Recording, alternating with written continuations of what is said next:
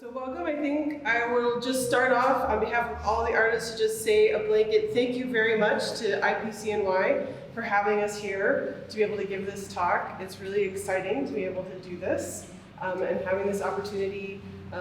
It's very rare to have a show that is no fee and open to everybody to be able to submit to. It's a great equalizer, this show, and I really appreciate it. So this is my work that is in the show. It's called The Art of Rape. And it is fabric that I printed to actually cover a chair.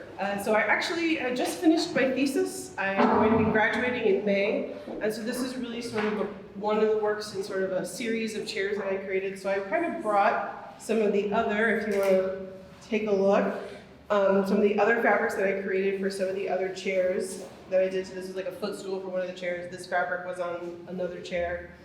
And so I'm really interested in exploring and talking about things that deal with women's issues, things that women have had to deal with from history and today, and merging the two, really showing that even the more things change, the more they stay the same. And so that's really, this work and this work actually kind of came, this one came first and this one came right after it, of thinking about our current ways of talking about sexual assault and how we tend to blame victims, ask questions about, well, what were you wearing, or what were you doing, or how drunk were you, that it's your fault that this happened. And in thinking about that, I thought about how, as a culture, we have a lot of imagery that we have been inundated with from the beginning that deals with this type of what was called a heroic rape in art history. And so I took these 4 images that are directly taken from art historical paintings and sculptures. I redrew them and then silkscreened them onto the fabric, making a toile. It's a French word, it's hard for me. I always want to be like a toile, which is usually used as like pastoral scenes, something that's really beautiful and pleasant to look at, that would be used to decorate homes and wallpaper and things like that. So that's sort of what I was doing when I was creating this and my thought process. So, any questions? I know a lot of you have been able to look around and see the show, and maybe you saw this, so anything you want to ask me at all? So, just curious, the color scheme? Yeah. Is there any reasoning for it? I'm seeing a black and white or grayscale. You are seeing a grayscale, however, it is printed in navy ink. Okay. Which might be hard to tell in the lighting. I really loved the classic sort of white and blue porcelain china color palette. This is really what I was trying to go for in this work of art. Yeah, and so you're seeing grayscale. So this is silkscreen. It's a specific type of silkscreen that's called a halftone. So if you look really closely in the work of art, you see all these tiny little dots. And all those tiny little dots are what allow you to see. So if it's just, this is all this color, this dark blue, but because there's more dots or less dots, that's how you get the gradation. And so it looks like it could be multiple colors, but it's really just one. I'll need to get within 2 feet of you. Yeah, no, yeah, you can come up. That's fine. I'll stand over here, you stand over here. But you can also come look at it a little later. Yeah. Do you find yourself making patterns first and then applying them to furniture, or finding a piece of furniture that you want to? That's a really good question. It's a little bit of both. There's ideas that I have that I'm like, oh, I really want to do this, and then sometimes a chair will find me, and then I'm like, oh, this will be perfect. Sometimes it is the other way around. I have this idea, I'm going to create it, and then I'm going to force it on a chair. Yeah. Yes? Well, as I came in partway, so forgive me if it was addressed, but was there something specific that drew you to toile um, for its symbolism, significance. Yeah, absolutely. So I don't know if we were actually talking about the fabric workshop earlier. So Renee Green actually did a residency there, and she utilized the toile to talk about sort of how slaves were treated in the South, and using that pastoral scenes to sort of have this juxtaposition of the difference of how white people were portrayed and how slaves were portrayed, right? So, you know, from afar, it was this beautiful red and white pattern that was covering the walls and the carpet and the furniture. And then when you got up close, you were like, oh my God, what's happening in these images? And that juxtaposition of the beautiful and the grotesque, sort of the horror, really appealed to me to talking about this, because it's really kind of how I felt. The first time I remember being really horrified about this type of imagery in art. I was actually in an art survey class in undergrad, and the professor spent so much time talking about this Bernini sculpture of how amazingly lifelike it was. You could see the pain in Prosperina's face as Haiti was pulling her into hell and like gripping her thigh, and you could see her skin, you know, bulging from his thighs, how it's like so lifelike. And I was like, this is really fucked up that this guy is like taking her to be raped, and no one's talking about that, you know? And so it really, to me, was sort of this great way of talking about, without being really obvious, about how things tend to be glossed over and made to look pretty on the outside. As a society, we tend to gloss over. We just like everything's wrapped up in a bow. But when you're looking closely, things are not always that beautiful. So yeah, that's really what drew me to that sort of that juxtaposition of using this pastoral imagery for that.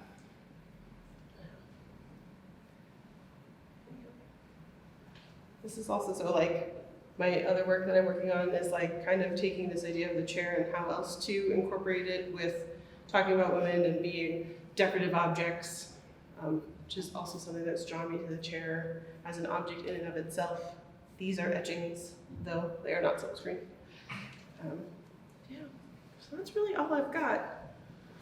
Any other questions Yeah. for Red?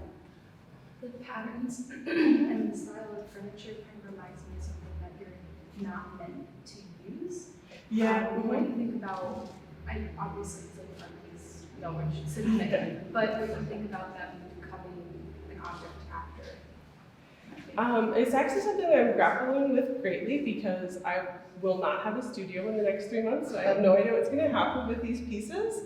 But I think I'm also learning as an artist how to not necessarily treat things as such precious objects, and to be okay with whatever life they get from then on out. And it might be really interesting to have somebody utilize the work and see how it changes and transforms after that, and you know, how does its next stage of life look and become.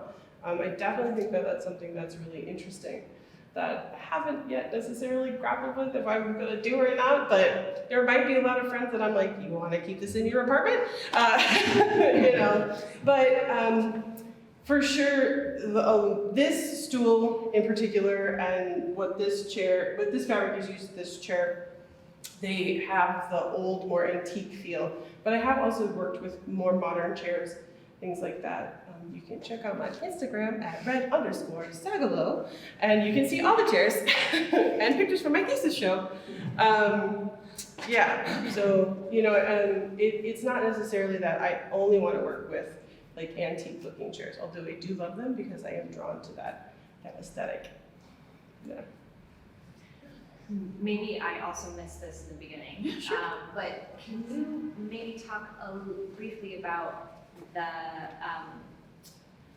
your coming into very briefly, you're coming into print. I know we just had a long Yeah. story about your many lives, Yes. How you came to print specifically, and then Yeah. how you began using it in a more sculptural kind of way. Did you Yeah. have a sort of background with sculpture Right. and decorative Actually, arts, or like what no. informed that? I actually have been very scared of sculpture through my whole artistic life. I really stayed away from it, and I was like, no, 3D objects, but it was sort of one of those like happy accident things. I started doing printmaking when I was in undergrad, took an etching class, and fell in love with the process and how you can horribly screw something up and then save it and like everything, and it takes so many proofs and just everything, all about it. I love it. And the more process in print I've learned, I've loved them. Wood block, silkscreen, you know, next is lithography. Gotta learn that one next.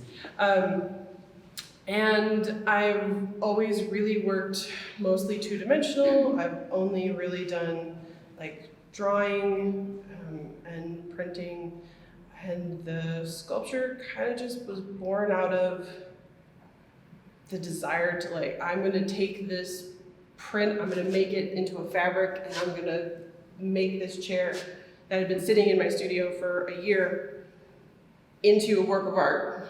And after that, I was just, the compulsion to create more objects really just remained. And so I kept making objects, and now all I can think is mostly three-dimensional work, which is really funny because I spent so much of my life being like, no, I'm not gonna do it. So, yeah.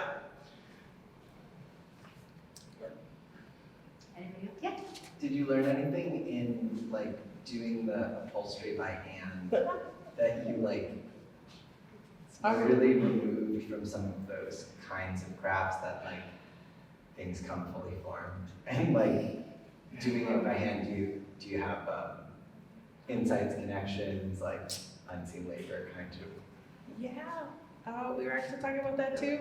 I have a whole new respect for people who do upholstery for a living, and the furniture that comes to you fully formed in your home, and how beautiful it looks. Because I mean, if you look closely at the trim of this that I had to hand pound these nails in, they are not even. They are not. It's like, I don't know how these people do it. They might have also proper tools, obviously. But yeah, they're definitely, this was the first, and the big version that this comes with, was the first chair I did, and it took me 3 months. Because I had to take off the fabric that was on the chair, I had to print the fabric that I needed and then put it on the chair. There are parts of it that like I didn't print enough fabric, so I had to like do stuff, and it was training myself how to do basic upholstery while trying to create this work of art and all of that. And I was like, oh my God, so much respect for people who do this for a living and the things that we don't necessarily pay attention to. It's sort of the same thing about the clothes that we're wearing, and like, who's making that and what goes into that? When I learned how to sew, I have so much more respect for the labor that goes into just like making a puff sleeve blouse, you know. No, absolutely. There's a huge respect for what it takes to create an object that we use functionally on a daily basis. Yeah, for sure. Anybody else? Thank you, Red. Fantastic.